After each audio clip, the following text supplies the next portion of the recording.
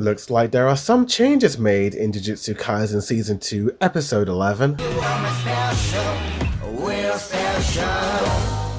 Yo, what's good? It's a boy Reviews, and heavy spoilers for Jujutsu Kaisen Season 2 Episode 11, you have been warned. This marks the third and final episode in the Volume 2 of the Shibuya Incident arc. But have any changes been made in this episode? Well, yes. First up, the scene of Jiro falling down has all of the background dimming and ghosting removed.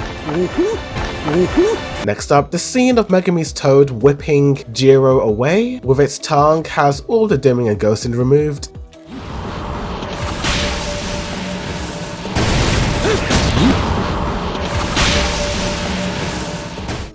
Next up, Ino being attacked by Toji has not only the dimming and ghosting removed, but some of those streak effects coming from Toji's punches have further more brightness and contrast added to them.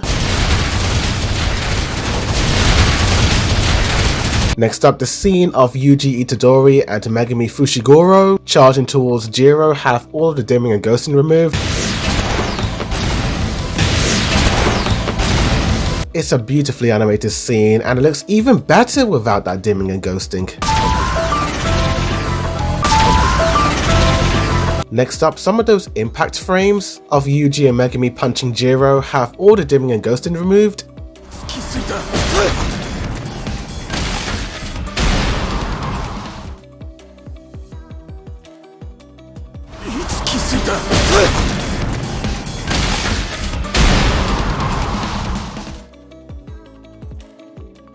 And finally, the final clash between Yuji Itadori and Jiro once again has the dimming and ghosting removed. Dude, Jiro was absolutely beaten so hard by Yuji and Megami. This dude did not stand any chance defeating these two monsters.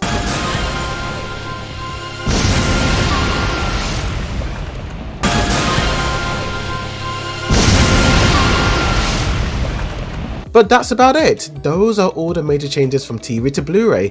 Every single other scene in this episode have zero changes whatsoever. Unlike the streaming version, the Blu-ray has far less compression, so there's more clarity and sharpness to the picture and audio. But that's it, that was the last episode in the Shibuya Incident arc, Volume 2. So then, is the Blu-ray truly worth the $66? Well, I suppose it depends on whether or not you like or hate the ghosting and dimming scenes. Personally, I suppose if you're a collector, then it'd be a nice addition to add to your Blu-ray and 4K collections, but you gotta keep in mind that unless you fully understand Japanese, there is no English subtitles available on the Japanese edition. By the time the first season US version of the Blu-ray came out in the West, it had already been 2 years since the Japanese version came out on Blu-ray, so you may have to wait a year or a year and a half for this Blu-ray to be released in the US, or maybe longer. But the US version does tend to be a lot cheaper than the Japanese edition. Then if you can't wait for the US version, then you may have to sacrifice $66 per volume set. So far there are 4 volumes in season 2 and they all cost around $66, which in total is $264 for 11 episodes without subtitles in English. Hopefully one day Crunchyroll can upload these episodes onto their site so everyone can enjoy these undimmed episodes without breaking their bank accounts. So stay tuned for next month as we'll be doing episodes 12 to 14 and see whether or not Studio MAPPA have made any significant changes or not. But tell me in the comments down below, what do you guys think of these changes? Do you like them? Do you hate them? Like this video, subscribe for more Jujutsu Kaisen Season 2 TV versus Blu-ray comparisons, as well as other anime news updates and all that jazz. Before I sign out, 2 of my subscribers requested me to check out 2 scenes from the previous episode, which was of episode 9. I played the scenes that they requested and there doesn't seem to be any changes whatsoever, but if you want any other scenes shown in a video, then just tell me the timestamp and I'll show them to you. I am aware that the future episodes of this season are quite controversial, as apparently some of the episodes weren't 100% completed, and I know that MAPPA have gone back and redesigned certain scenes from the final season of AOT,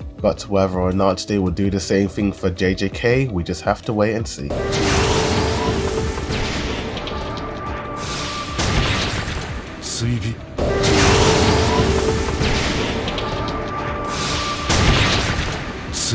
But thank you for watching, and as always, a boy Review signing out.